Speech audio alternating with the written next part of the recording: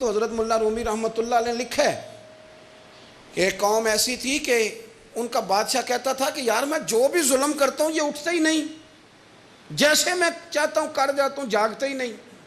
تو شہروں کے دروازے ہوتے تھے، اس نے کہا کہ ایک بندہ دروازے پہ کھڑا کرو، جو آدمی اندر داخل ہو 20 جوتے مارو، اور جب باہر نکلے پھر مارو۔ اس کا خیال تھا کہ یہ جاگ جائیں گے، یہ مجھے کہیں گے کہ کیوں میں جوتے لگ رہے ہیں، آپ برداشت کرتے نہیں، مہنگائی ہو جائے تب بھی برداشت کرتے ہو، جو ہو جائے۔ تو اس نے کہا شاید جاگ جائیں۔ وہ ایک مہینہ تو ساری قوم اسی طرح جوتے کھا کے آتی جاتی رہی۔ تو عارف رومی کہتے ہیں کہ ایک دن وہ سیانے بندے منتخب لوگ جمع ہو کے بادشاہ کے پاس آئے۔ تو بادشاہ وزیر سے کہنے لگا لو یہ والا مسئلہ اب ٹھیک ہو گیا، جاگ گئی ہے میری قوم، اب یہ مجھ سے کہیں گے کہ کیوں جوتے مرواتے ہو تو میں کہوں گا تمہیں جگانا تھا، تو تم جاگ جاؤ، میں مر گیا تو پیچھے لوگ تمہارے اوپر ظلم کریں گے۔ وہ سارے بندے آئے تو آگے کہنے لگے بادشاہ سلامت، ایک گزارش کرنی تھی۔ کہا کیا؟ کہنے لگے وہ ذرا جوتے مارنے والوں کی تعداد بڑھا دیں، ہمیں لائنوں میں لگنا پڑتا ہے، تو دفتروں سے لیٹ ہو جاتے ہیں ڈیوٹیوں، تو بندے ذرا بڑھا دیں وہاں۔ تو بادشاہ کہنے لگا اوہو اب نا میرا مزاج نہیں، لیکن مجھے ایسے لگتا ہے کہ ہم بھی نا الا ماشاء اللہ، ہم بھی کہتے ہیں مارو صحیح جوتے پر، ذرا لائن میں نہ لگاؤ، الگ الگ کر کے اکیلے کر کے۔ سنو، بزدل قومیں دنیا میں اپنی آنے والی نسلوں کو غلام بنا جاتی ہیں۔ گڑھے کھود رہے ہیں ہم اپنے پوتوں اور نواسوں کے لیے۔ جتنا ظلم میں اور آپ سہ رہے ہیں اس سے 11 گنا اگلی نسلیں سہیں گی، یاد رکھنا۔ کسی نے کہا تھا حضرت علی سے کہ اگر ساری نسل قربان ہو گئی تو کیا کرو گے؟ تو مولا علی کہنے لگے ایک سیزن کی فصل دے کے اگر قیامت تک کی ساری فصلیں بچ جائیں تو سودا مہنگا نہیں، ایک فصل ضائع کر کے آنے والی بچ جائے تو سودا مہنگا۔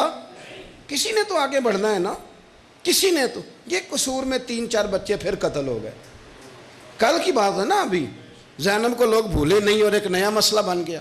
خدا را کب تک، کس وقت تک، کب تک یعنی یہ نظام چلے گا؟ اپنی خودداری کی حفاظت میں نے اور آپ نے خود کرنی۔ ہم بچوں کو بزدل بنا رہے، ہمارے تو ایک گنڈا ہوتا ہے تو کئی شہروں کو اس نے آگے لگایا ہوتا ہے، کوئی پوچھنے والا نہیں۔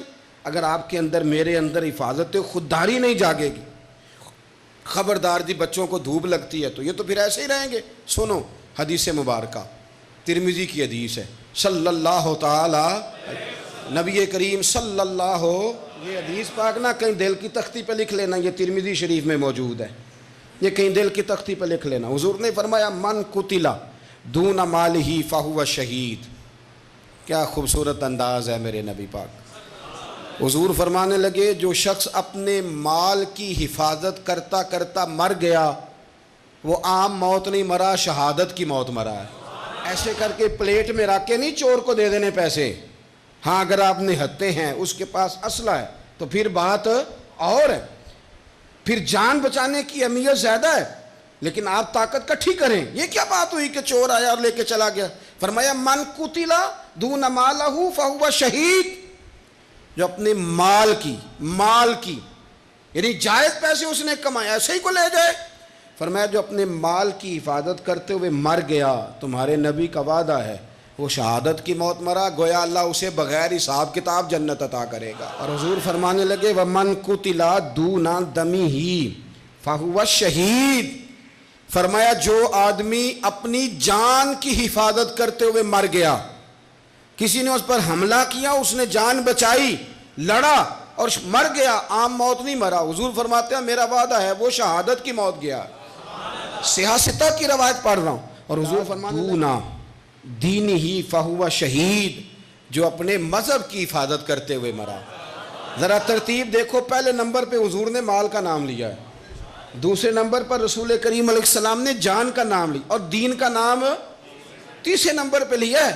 فرمایا جو اپنے دین کی حفاظت، گویا مال بچانا یہ بھی ایمان ہے، جان بچانا یہ بھی ایمان ہے، اور فرمایا جو دین کی حفاظت کرتے مرا وہ بھی شہید ہے۔ اور پھر میرے رسول کریم فرمانے لگے وَمَنْ قُتِلَ دُونَ أَهْلِهِ فَهُوَ شہید۔ فرمایا جو اپنے بال بچوں کو بچاتے بچاتے مر گیا، اللہ اسے بھی شہادت کا درجہ عطا کرے گا۔ جو شخص مال بچاتے دنیا سے چلا گیا وہ بھی شہید، تو جان بتاتے چلا گیا وہ بھی، تو پلیٹ میں رکھ کے دینا شروع کر دیا سارا کچھ پلیٹ میں۔ فرمایا جو آدمی اپنی جان بچاتے چلا گیا شہید، دین بچاتے چلا گیا شہید، گھر والوں کو بچاتے چلا گیا۔ نبی کریم علیہ السلام کی خدمت میں ایک صحابی نے عرض کی حضور اگر کو میرا مال چھیننا چاہے تو حضور نے فرمایا مقابلہ کر، مسلم شریف کی حدیث ہے، مقابلہ کر۔ عرض کی حضور اگر اس نے مجھے قتل کر دیا تو حضور فرمانے لگے رب تجھے شہادت کا درجہ دے گا۔ عرض کی یا رسول اللہ اگر میں نے اسے قتل کر دیا تو حضور فرمانے لگے پھر رب اسے جہنم میں ڈال دے گا، تجھے شہادت ملے گی شہادت اور اسے دوزخ ملے گی۔ ہمت پیدا کرے، دلیری پیدا کرے۔